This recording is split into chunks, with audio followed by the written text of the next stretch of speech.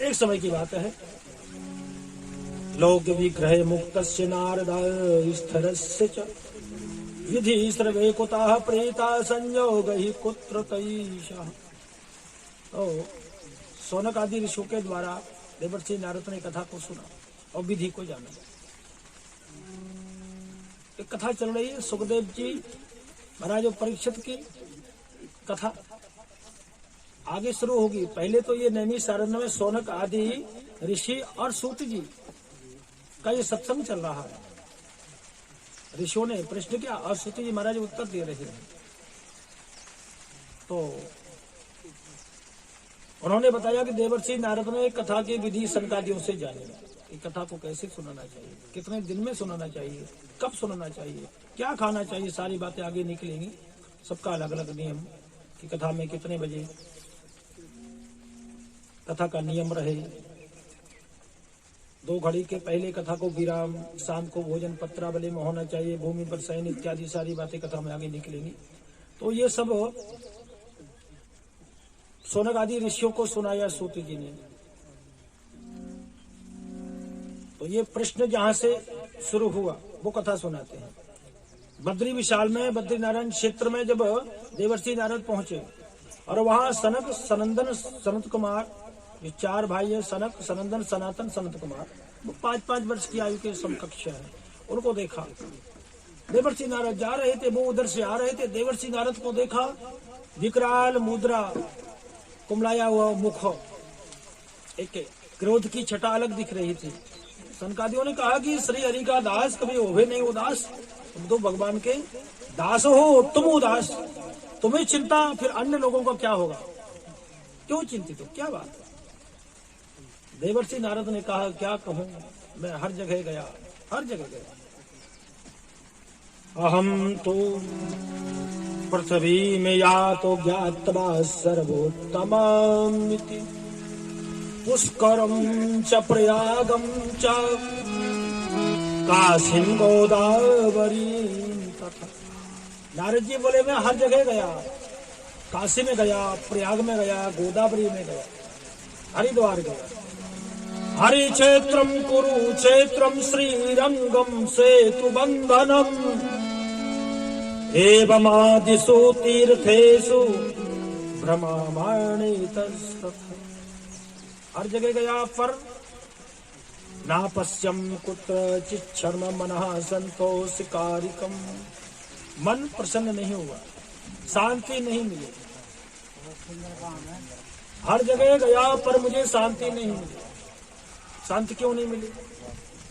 सत्य, शौच, दया, दान, जो 4 पग 4 पैर धर्म के हैं। तो कलयुग में धर्म 1 पैर से 3 पैर उसके टूट गए, पंगुल हो चुका है।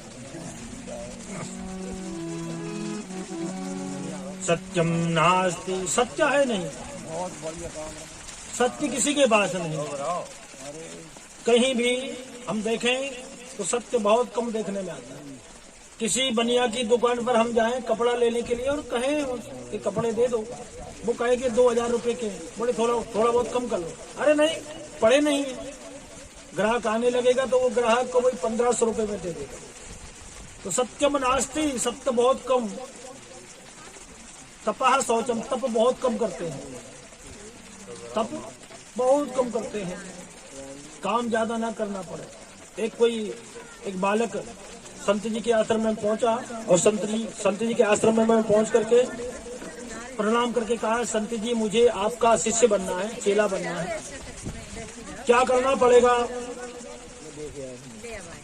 क्या करना पड़ेगा? संत जी ने कहा शिष्य से कि सुनो, प्रभात में जागना पड़ेगा, स्नान करना पड़ेगा, हमको जगाना पड़ेगा, हमको स्नान के लिए जल देना पड़ेगा, हमारे वस्त्रों को साफ करना पड़ेगा, भगवान का पूजन करना पड़ेगा, मंदिर को पखारना पड़ेगा, भोग बनाना पड़ेगा, भगवान को भोग खिलाना पड़ेगा। दोपहर में हमको प्रसादी करा के आप प्रसादी पान करो, 1-2 घंटे विश्राम करो, 4 बजे फिर नहाना पड़ेगा, मंदिर को खोलो, भगवान की पूजा करो, पुनः शाम को भगवान को भोग लगाओ, हमको भोजन कराओ, भगवान को भोग लगाने के बाद में आप प्रसादी पाओ और सो जाओ। बोले महाराज पूरे दिन कार्य? बोले हाँ। बोले गुरु बनने में, बोले गुरु कुछ नहीं, बैठे रहते हैं, कुछ नहीं करते। बोले महाराज ऐसा करो, आप मुझे आपका गुरु ही बना लो, क्योंकि मैं चेला बन नहीं सकता हूँ। तो आदमी व्यक्ति करने तैयार नहीं है। सत्य, शौच, तप और दान 4 पग धर्म के हैं। हमको तप भी करना चाहिए। हमारा जहाँ काम आए तो हमें सहर्ष काम करना चाहिए।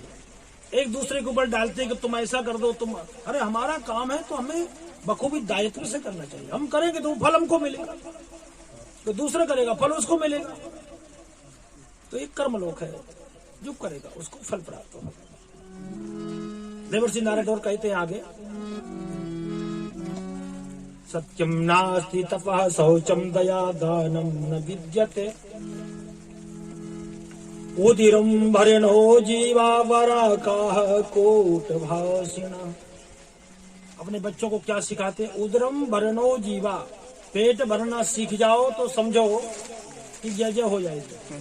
केवल बस परिवार चलाना सीख जाओ, पर नहीं।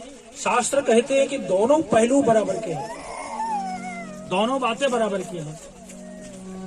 हरि का भजन पेट का धंधा, जो ना करे सो मूर्ख और अंधा। हरि का भजन जितना जरूरी है उतना पेट का धंधा जरूरी है, जितना पेट का धंधा अनिवार्य है उतना भजन भी जरूरी है। हम कहें कि भगवान को भुला दे, भगवान को भुला देंगे तो हम ठोकरे खाते फिरेंगे।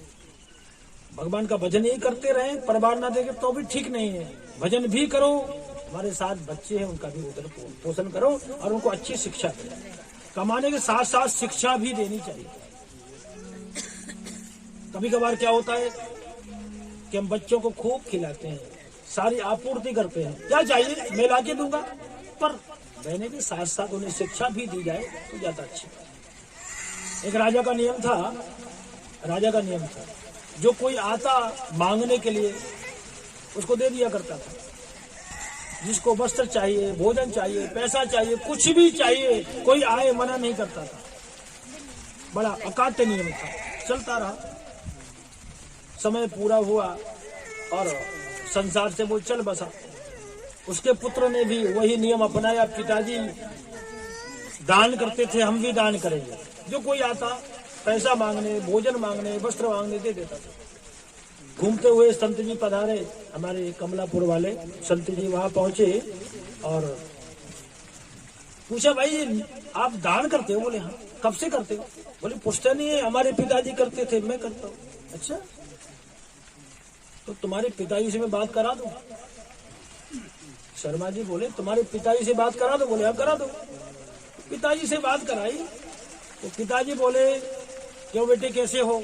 तो वो पुत्र बोले, पिताजी आप तो बहुत अच्छी जगह हो गए, स्वर्ग में हो गए। वो बोले, बेटे स्वर्ग में होता, मैं स्वर्ग में ही होता यदि मैंने दान नहीं दिया होता तो। बोले क्यों पिताजी? बोले नरक में पड़ा हुआ हूं मैं। बोले क्यों? बोले इसलिए पड़ा हुआ हूं कि कितने लोगों को मैंने आलसी बना दिया। भोजन मांगने आया भोजन दिया, वस्त्र मांगने आया वस्त्र दिया, पैसा मांगने आया पैसा दिया। किसी को दो, पर 2 बातें सिखाओ। आज ले जा रहे हो, कल से कमाना, अपने पैरों पर खड़े हो जाना। तो भोजन से भी ज्यादा ज्ञान की आवश्यकता है।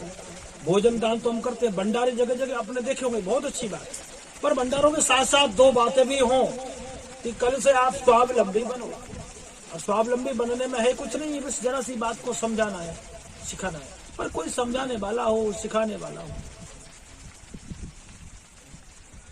कथाओं से हमारी जिंदगी बदल जाती है, पर हम सुन करके उसके ऊपर चले।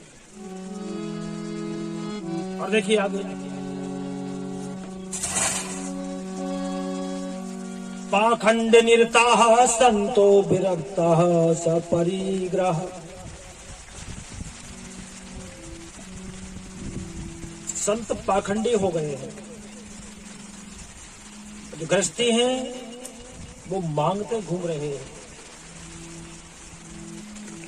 विरक्ताः सपरिग्रह, जो विरक्त लोग हैं वो अपना घर बसाए बैठे। सब उल्टा। देवर्षि नारद कह रहे हैं सनकादियों से कि मैंने ये देखा।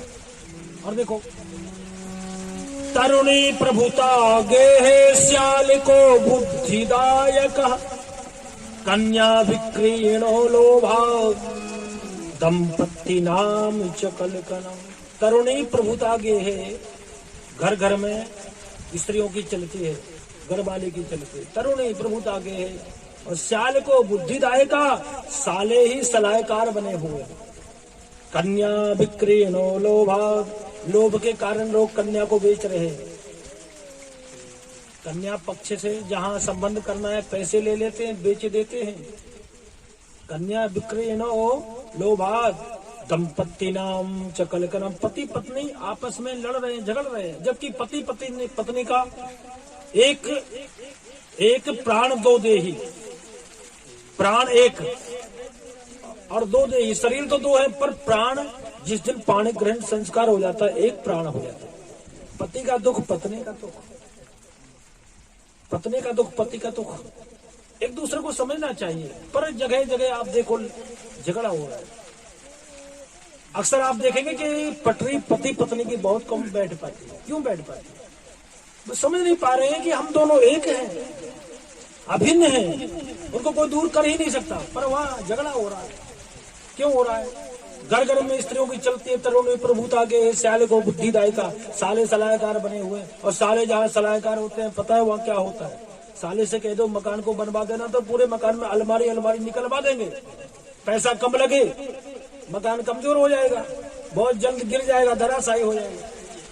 भंडारे में परोसने के लिए साले को कर दो, 4 लोगों से कहेंगे लड्डू चाहिए, लड्डू, वो मांगने वाला मांगता रह जाएगा, वो आगे निकल जाएंगे। सामान सारा लगभग बचा रहेगा और भोजन सबको हो जाएंगे। विवाह के समय साले को नेक दस्तूर के लिए कर दो, नाई और ब्राह्मण देखते रह जाएंगे, पूरा विवाह संपन्न करा देंगे। वो साले होते हैं और वो बच्चों के मामा होते हैं। मामा मतलब 2 माँ के बराबर। ये तो चिंतक तो होते हैं, पर ये समझना भी चाहिए कि हमारा घर हम अपने हिसाब से चलें। देवर्षि नारद ने कहा सनकादियों के प्रति, अट्टसूला जनपदा शिवसूला ध्वजा तया कामिन्या केश सोलिन्या संभवन्ति कला। अब देवर्षि नारद बोले कि एक कौतुक देखा मैंने। नारद जी एक चर्चा, पहले तो कथा शुरू हुई नैमिसारण्य क्षेत्र से, समझ आ रही है आपको? सनकादियों की और सूत जी महाराज की कथा हुई। अब ये कथा देवर्षि नारद और वो 4 जो ब्रह्म ऋषि है ना बद्रीनारायण क्षेत्र में, वहां ये संवाद चलने लगा। और देवर्षि नारद ने कहा कि मैंने घूमते घूमते एक कौतुक देखा, एक खेल देखा, तमाशा देखा।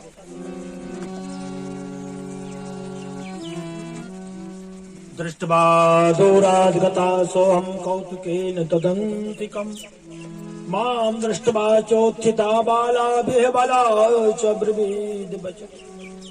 वृंदावन में यमुना के किनारे भक्ति देवी ज्ञान वैराग को लिए वहां बैठी और दूर से देवर्षि नारद को देखा और नारद जी के लिए बुलाया भक्ति देवी ने।